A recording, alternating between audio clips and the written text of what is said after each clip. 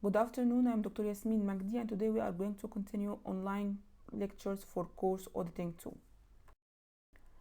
Last lecture we discussed part 1 of chapter 1, materiality and audit risk, and specifically we discussed the concept materiality. This lecture we are going to continue with chapter 1 and discussing the other part of the chapter, and this part is auditing risk, discussing the concept audit risk. فاحنا زي ما اتفقنا المحاضرة اللي فاتت ان احنا الشابتر بتاعنا فيه two main concepts in auditing. Concept number 1 was materiality and we discussed previous lecture, and concept number 2 was audit risk. As we discussed previously, it's related concepts. احنا اتكلمنا المحاضرة اللي فاتت ان احنا عندنا شابتر 1 بيحتوي على concepts او مصطلحين مهمين جدا في الاوديتنج، هو الماتيرياليتي والاوديت ريسك. المحاضرة اللي فاتت احنا اتكلمنا على الماتيرياليتي، المحاضرة دي هنتكلم على الاوديت ريسك، وزي ما قلنا ان الماتيرياليتي والاوديت ريسك ريليتد ببعض. طيب خلونا نشوف يعني ايه اوديت ريسك وازاي نقدر نربط ما بين الاوديت ريسك والماتيرياليتي. If we need to discuss about audit risk, we should say that audit risk is a fundamental concept that underlines the audit process. Because of the nature of the audit evidence and the characteristics of management fraud, an auditor can only provide reasonable assurance as opposite to absolute assurance that financial statements are free of material misstatements. يبقى ده اللي احنا اتكلمنا عنه لو تفتكروا في audit 1، ان احنا بنشتغل ان الاوديتور provide reasonable assurance او تأكيد نسبي، not absolute assurance اللي هو تأكيد مطلق. So the auditors must accept some level of risk in performing audits. Meaning, what's the meaning of some level of risk? Meaning he not sure, he don't give you an absolute assurance, so he don't have and complete assurance or absolute assurance that the financial statement is free from material misstatements. So بما ان هو مش متأكد ان financial statements completely free from material misstatements، فهو هيقبل some level of risk in performing the audit. لما على سبيل المثال for example لما انت تكون متأكد من الحاجة 100%، فمعنى ذلك ان انت بتعمل performing للحاجة وانت متأكد منها، وبتدي assurance ان انت متأكد بنسبة 100% ان انت you are right or you are wrong. اوكي، لكن الاوديتور هنا وهو بيشتغل مش بيدي absolute assurance، مش بيقدر يقول I am sure 100%، ممكن يقول I am sure 95%، 99%. ال 1% or 5% دول ده الريسك، ان هو it's a probability ان ممكن الاوبينيون بتاعه يكون مش صح. اوكي، يبقى اذا based on this يبقى الريسك exist. اوكي، even it's exist it's are difficult to measure، ما اقدرش اقيسه بشكل سهل وبشكل بسيط، and require careful thought and response، ومحتاج ان هو يبقى محتاج تفكير منطقي ولوجيكال، ومحتاج في نفس الوقت طريقة سليمة للجاذرينج للإيفيدنس عشان يحاول يقلل الليفل اوف ريسك. اوكي، طيب based على الكلام ده يبقى احنا محتاجين لو حبينا نعمل simple definition للاوديت ريسك، هنعرف الاوديت ريسك بالنهاية ايه. الاوديت ريسك عندي in the simple way is the risk that the auditor expresses an inappropriate audit opinion when the financial statements are materially misstated. بمنتهى البساطة الاوديت ريسك تعريفه ان انت ممكن تدي inappropriate opinion. يبقى يعني ايه تدي inappropriate opinion؟ يعني هو the financial statement is materially misstated، لما القوائم المالية تكون محرفة، فانت as an auditor you said that the financial statements are free from material misstatements. يبقى انت بتقول ان القوائم المالية او financial statements are free from material misstatements، يعني it's a clean opinion. هو you should give a qualified opinion. لما نفتكر اللي احنا اخدنا الاوديت ريبورت في شابتر 5 audit 1، احنا كنا بنقول ان انا عندي clean opinion meaning that the financial statements are free from material misstatements.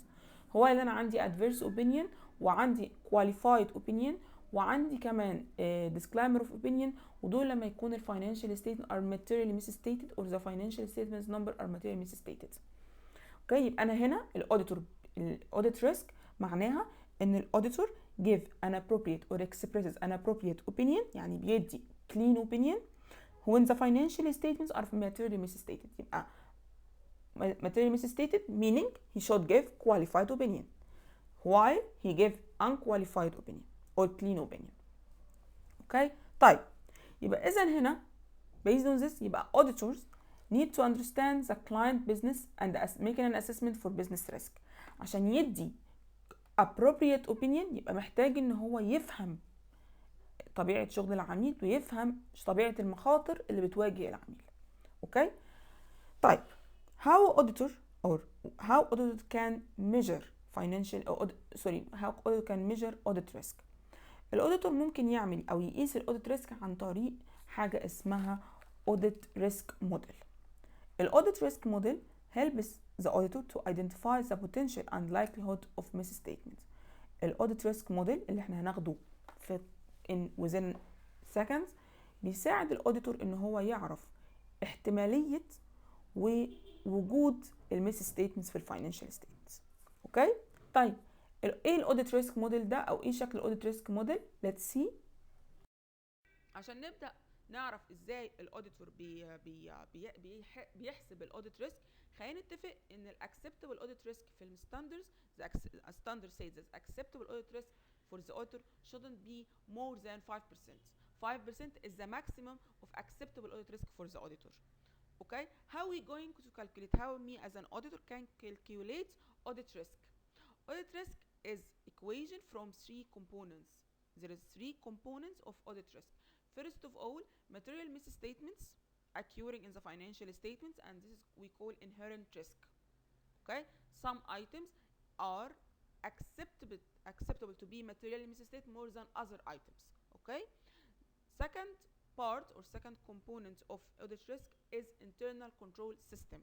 Internal control system failing to detect or correct a misstatement. This is related, so the second part is control risk, and this is related to internal control system of the company, of the client. So I have these 2 components. These 2 components not related to the auditor. These 2 components directly related to the client. The auditor can't control these two components.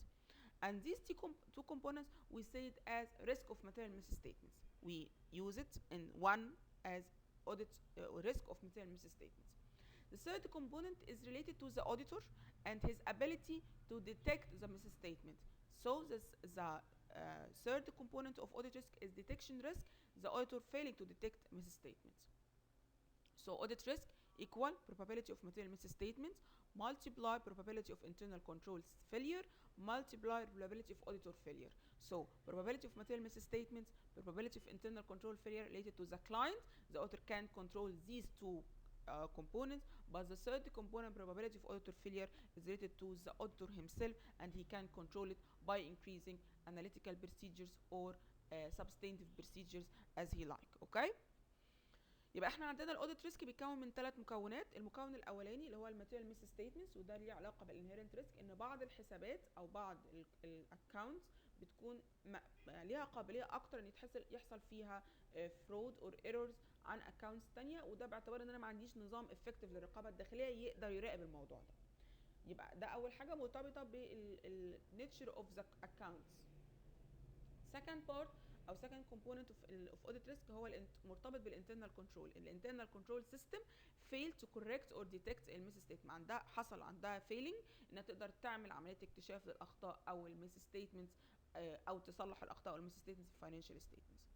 اوكي. يبقى التو بارتس دول او التو كومبوننتس دول مش مرتبطين بالاوديتور، هم مرتبطين اكتر بالكلاينت، مرتبطين اكتر بعميل المراجعه، ان هو المفروض الاوديتور مش هيقدر يكنترول عليهم، لان المفروض ان طبيعه الحسابات النيتشر اوف اكونتس والانترنال كنترول سيستم، الانترنال كنترول سيستم اللي بيعمل له ديزايننج هو الكلاينت، فبالتالي الاوديتور ما ملوش دعوه بيه، هو كل اللي بيعمله هو بيعمل له اسسمنت عشان يشوف هاو باور او ايه هو السترينثs والويكنس في الانترنال كنترول سيستم، لكن هو ملوش كنترول على التو ريسكس دول، فهو بيدخل يلاقيهم اصلا ويعمل لهم اسسمنت مش اكتر. لكن الثيرد كومبوننت بقى اللي هو الديتكشن ريسك، ده اللي هو ليه كنترول عليه الاوديتور. الاوديتور ليه كنترول ان هو يبدا يشوف يوسع حجم الاجراءات الاناليتيكال بروسيجر بتاعته والسبستانتيف بروسيجرز بتاعته عشان يوسع قدرته على الديتكت للميس ستيتمنتس.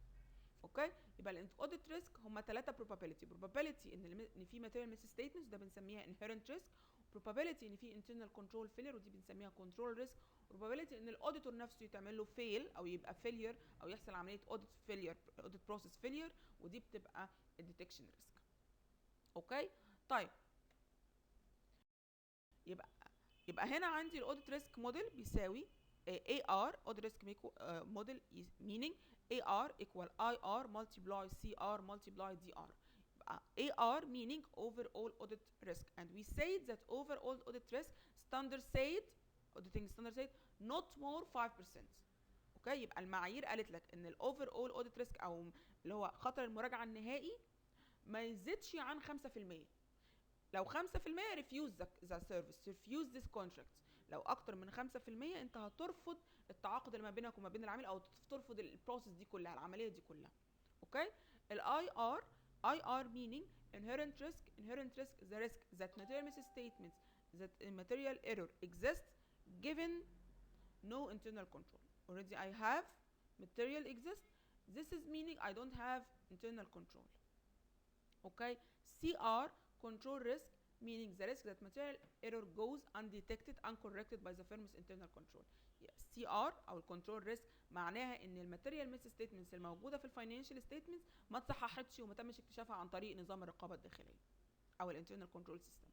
ال DR detection risk that the auditor will not detect the material misstatements that exist in the assertion. This is the failing for the auditor. DR meaning that the auditor failed to detect material misstatements.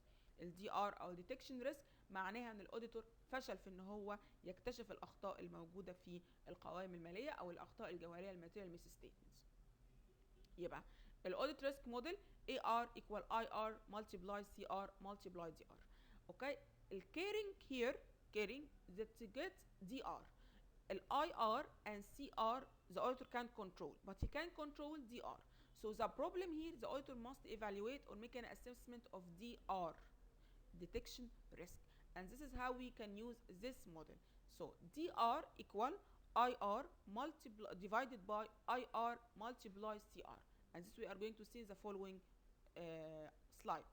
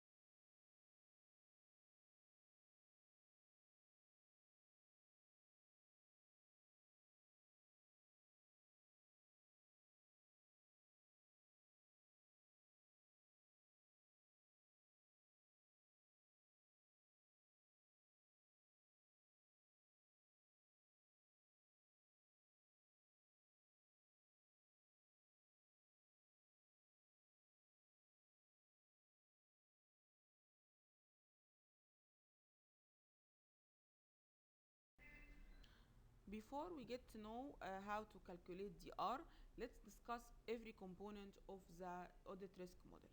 First of all, inherent risk or IR. IR or inherent risk recognize that an error is more likely to occur in some areas than in others, meaning there is some accounts that are acceptable to be misstatements to have errors than other accounts. معناها هنا ان في حسابات عندي ليها قابليه انها تحصل فيها اخطاء اكتر من حسابات تانية. تمام. فور اكزامبل انا ممكن يحصل عندي في الفورنر كارنسي ترانسليشن لما اجي اعمل ترجمه للعملات الاجنبيه ممكن يحصل عندي اخطاء. تمام. او لما باجي اعمل الديفيردد انكم تاكس او لما اجي احسب الضرائب المؤجله ممكن تحصل عندي اخطاء في الحساب. اوكي. يبقى دي حسابات طبيعتها الفورن كارنسي ترانسليشن دي حسابات طبيعتها ان ممكن يحصل فيها مشكله في الحساب. اوكي. يبقى الاوديتور مفروض دوره ان هو يعمل ايدنتيفيكيشنز للاكونتس دي اللي ممكن تكون اكسبتبل اكتر او more acceptable to material misstatements. خلاص. والاوديتور لازم يعمل عمليه audit plan adjusted reflecting او to reflect the increased inherent risk. يعمل عمليه audit plan توضح ان في زياده في الاوديت او في inherent risk. So inherent risk meaning there is some accounts that are more acceptable to be material misstatements or to be more misstatement errors in this accounts. So the auditor must plan his audit plan, make audit plan. It should be adjusted to reflect the increasing inherent risk, to reflect there is an increasing in these types of accounts. He should be, as an auditor, identify these accounts. Must be identify these accounts that are more acceptable or more willing to have errors or material misstatements. For example, foreign currency translations. This is some kind of accounts. Maybe when I'm going to translate this foreign currency from dollar to Egyptian currency, for example, this maybe make me some mistakes. When I'm going to calculate diverted taxes, income taxes, maybe have some errors. This type of accounts that are willing to have errors or misstatements. Okay? Second component of internal control of audit risk model is control risk. Control risk meaning that the audit risk system internal control system in the entity can't detect or correct or find out the misstatements or material misstatements in the transactions. So there is a weakness in the internal control system. Internal control system weak, can define or detect the misstatements in the financial statements. يبقى الانترنال كنترول ريسك او الكنترول ريسك معناها ان السيستم بتاع الانترنال كنترول اللي الكلاينت اصلا عامل له ديزايننج فشل في ان هو يديتكت or يكوركت or material misstatements or errors. Okay? So control risk reflects the possibility that the client system of controls will allow errors items to be recorded and not detected in the ordinary course of processing. يبقى هو بيسمح ان يحصل اخطاء وبيسمح ان هو حتى ما بيكتشفش الاخطاء دي وما بيعالجهاش او ما بيصححهاش. تمام؟ طيب last one بقى يبقى احنا كده دول الانهيرنت ريسك والكنترول ريسك related to auditor, related to his related to the client, related to his process, his systems, his type of accounts. لكن النوع الثالث اللي هنناقشه دلوقتي related to the client, the auditor. The auditor هو اللي بيعمل الديكتيشن. So the third component is related to the auditor. Inherent control, inherent risk and control risk related to client. And detection risk related to auditor. So detection risk, the risk of the auditor, direct testing on analysis. So he used analytical procedures or substantive procedures will not detect a material misstatements exist in account balance. So detection risk divided to the auditor making two tests: analytical procedures, and this meaning that analytical procedures we discussed in chapter 2 fail to find this to detect misstatements. Also when he used substantive procedures also fail to detect misstatements of financial statements. So detection risk is the risk that the auditor direct testing or analysis of an account balance will not detect material misstatements that exist in account balance. Detection risk is controlled by the auditor, as we said, and it's integral part of audit planning. He must while he doing audit planning, he must accumulate a detection risk. He must know what is the percentage of detection risk. Audit determination of detection risk influence the nature, amount, and timing of audit procedures to ensure that the audit achieves no more than the desired audit risk. يبقى تقييمه للاوديت ريسك سواء كانت النيتشر او الاماونت او بتاثر على النيتشر.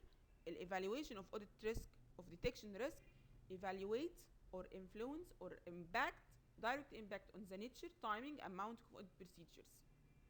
So ده اللي هو مرتبط بالاوديتور. هو لما بيعمل ديتكشن ريسك سليم، لما بيعمل عمليه ديترمينيشن للديتكشن ريسك هيأثر على طبيعه وكميه الاجراءات اللي هيعملها ووقت الاجراءات اللي هيعملها. اوكي؟ تمام؟ بعد ما شرحنا الاوديت ريسك موديل وقلنا الاوديت ريسك موديل بيتكون من 4 components AAR equal IR multiply CR multiply DR، وقلنا ان انا الكيرنج عندي ان انا احسب الدي ار، لان الدي ار ده ريليتد بالاناليتيكال بروسيجرز والسبستيتيف بروسيجرز الاوديتور بياخدها. وقلنا الدي ار equal IR divided by الدي ار equal AR divided by IR multiply CR. خلينا ناخد example ونشوف ازاي نحسب الدي ار. Okay, example number one: if the auditor is willing to accept an audit risk of 5%, or in other words setting the confidence level at 95%. احنا قلنا ان الاوديت ريسك معناها uncertain، يعني هو عنده uncertain في البروسيجرز بتاعته equal 5%، هو he have confidence level equal 95%. Okay, and the auditor has assessed inherent risk and control risk as 70 and 50%. Required what level of detection risk is implied by this information. زي ما قلنا عندي ان معنى ان يكون في audit risk 5% يعني في حالة عدم ثقة بنسبة 5% او حالة ثقة بنسبة 95%. هو هنا عايز يحسب الديتكشن ريسك او نشوف عن طريق ان هو مديني الانهيرنت ريسك equal 70% والكنترول ريسك equal 50%. اوكي، قلنا هنحسبها عن طريق الفورمولا دي ار equal اي ار multiply دي ار equal اي ار multiply اي ار dr equal AR divided by IR multiply CR. اوكي، يبقى ال dr equal 5% اللي هي ال AR equal 5% divided by ال IR equal 70% multiply ال CR equal 50%. so ال dr equal 14%. اوكي، يبقى ده احنا ازاي بنحسب ال dr عن طريق الفورمولا بتاعتنا اللي احنا اخدناها. اوكي، let's continue with another example. Example 2 بيقول an auditor has set an overall level of acceptable audit risk in respect of client of 10%. يبقى ال AAR equal 10%. Inherent risk has been assessed at 50% and control risk at 80%. يبقى ال AAR equal 10%, ال IR equal 50% and control risk or CR equal 80%. Required, I have three requirements for this example. Requirement number A: explain the meaning of a 10% level of audit risk. Requirement number B: what level of detection risk is implied by this information. Requirement number C: if the level of audit risk were only 5%, how would this affect the level of detection risk and how would the audit risk be affected by this change. اوكي، يبقى هو هنا مديني ثلاث requirements او الثلاثه given risks ال AAR وال IR وال CR، وعايز تديني معنى ايه ان ال AAR equal 10%، ومن الانفورميشن دي عايزك تحسب الديتكشن ريسك ال DR، وبعد كده بيقول لك لو الليفل اوف AAR decrease to 55% ده معناها ايه وازاي هي افكت الديتكشن ريسك وافكت الاوديت ورك، هي افكت ازاي الاوديت ورك. خلونا نشوف ازاي نحل الاكزامبل ده. هنا الاكزامبل عندي بيطلب this example give you the level of audit overall audit risk 10% اللي هو equal this mean AAR equal 10%. okay, and inherent risk was 50% and control risk was 80%. Here he asking for three requirements. Requirement number 4: he wants you to explain what is the meaning that overall level of acceptable audit risk equal 10%.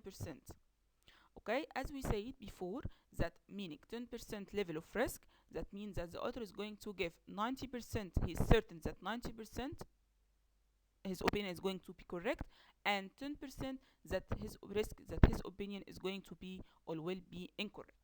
So if I have level of acceptable audit risk 5%, I need to know the 100, I need to know how much certain I am as an auditor to give the correct opinion. This meaning 100% minus audit risk level, the equal certain, I'm certain that my opinion is going to be correct. So this is the answer for requirement number A. Requirement number B, he asking you to calculate detection risk. He asks you to calculate detection risk. How we are calculating detection risk? We say that we can calculate detection risk using the formula AAR equal IR multiply CR multiply DR. Then DR equal IR divided by AR divided by IR multiply CR. Therefore DR equal 25%. okay, require number C, he said if the level of audit risk were 5%, so the acceptable audit risk is going to change from 10% to 5%. How would this affect the level of detection risk, and how would the audit work would be affected by this change? If AAR decreased or reduced to 5%, this meaning that the auditor is certain with 95% his opinion on the financial statement is correct. Okay, how is this going to affect DR? Let's calculate DR. DR equal AR multiply IR divided by AR divided by IR multiply CR. So DR equal 5% divided by 50% multiply 8%. This meaning that DR or detection risk would be now 12.5%. Relation within the audit risk model. خلينا نقول ان الفيجر او الدياجرام اللي قدامنا ده بيحاول يفسر العلاقه ما بين الاوديت ريسك موديل كومبوننتس. انا عندي كام كومبوننت؟ عندي الاي ار acceptable audit risk، الاي ار inherent risk، الدي ار detection risk، والسي ار control risk. وخلينا نقول ان حرف الدي هنا اللي جنب الاروز عندي معناها indicate ان في relationship direct relationship. يعني ايه direct relationship؟ يعني مثلا الاكسبتبل audit risk عنده direct relationship مع الديتكشن ريسك، يعني كل ما يزيد الاكسبتبل audit risk يزيد معاه الديتكشن ريسك. ولكن الاكسبتبل audit risk عنده inverse relationship with planned audit evidence. يعني ايه؟ يعني كل ما يزيد الاكسبتبل audit risk نقلل حجم البلاند audit evidence.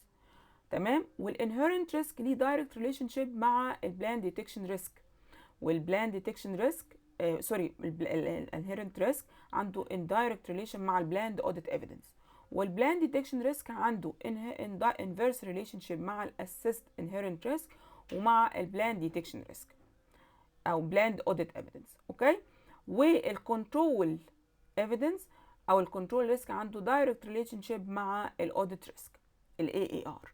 خلاص، يبقى احنا لو حاولنا نفسر تاني العلاقات يبقى الاكسبتبل اوديت ريسك عنده دايركت ريليشن شيب مع البلاند ديتكشن ريسك، واندايركت او انفيرس ريليشن شيب مع البلاند اوديت ايفيدنس. الانهيرنت ريسك عنده دايركت ريليشن شيب مع الاوديت ايفيدنس، واندايركت ريليشن شيب او انفيرس ريليشن شيب مع الديتكشن ريسك. الانهيرنت ريسك والكنترول ريسك عندهم inverse relationship مع الديتكشن ريسك، وبالتالي برضو هيكون عندهم inverse relationship مع الاوديت ريسك. قلنا inverse relationship معناها ايه؟ معناها ان كل ما يزيد الاوديت ريسك تقل عندي الانهيرنت ريسك، ويقل عندي الكنترول ريسك، ويقل عندي الاوديت ايفيدنس. ولكن كل ما يقل الاوديت ريسك يقل معاه الديتكشن ريسك، وكل ما يزيد الاوديت ريسك يزيد معاه الديتكشن ريسك، ودي الدايركت ريليشن شيب. خلاص، يبقى الدياجرام عندي هنا احنا بنحاول نفسر الريليشنز عندي ما بين الفور كومبوننتس اوف اوديت ريسك موديل: الاكسبتبل اوديت ريسك، والانهيرنت ريسك، والديتكشن ريسك، والكنترول ريسك. الدي في معناها ان عندي دايركت ريليشن شيب، يعني علاقه مباشره، ده يزيد ده يزيد ده يقل ده يقل. والانفيرس معناها عندي علاقه عكسيه، يعني ده يزيد ده يقل او ده يقل ده يزيد، وهكذا. اوكي. طيب تعالوا نشوف بقى اكزامبل على الكلام ده. The following assumptions are provided. Individual audit risk is set a low. We are going to solve these equations. Are going to find out the level of DR detection risk. DR equal AR divided by IR multiply CR. هنستخدم الفورمولا اللي احنا عارفينها اللي بنستخدمها عشان نحسب ال DR. اوكي. ال AR اللي هو ال accepted audit risk equal 5% divided by IR equal 80% multiply CR equal 50% equal, meaning DR is going to be 12%.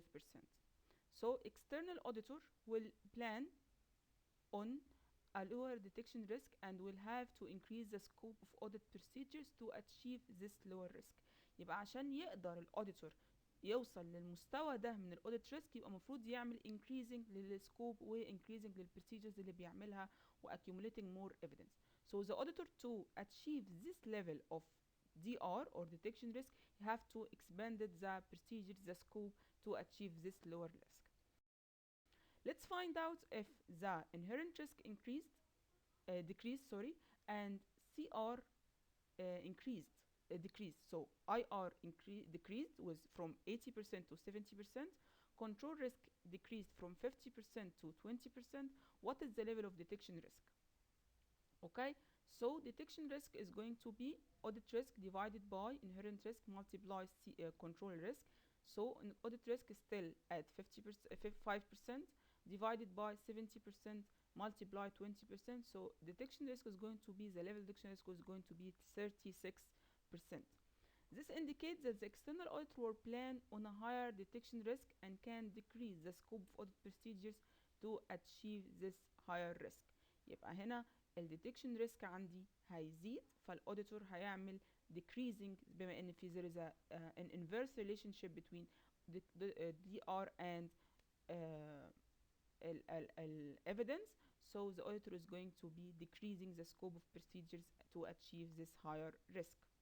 Okay, now we finished our lecture as we finished chapter 1. Chapter 1 we discussed two main concepts in auditing, materiality and audit risk, and we know how we as an auditors, how we calculate materiality and audit risk, and how based on the results we can give an opinion and build our planning on auditing. Next lecture we will start chapter 2, analytical procedures. Thank you.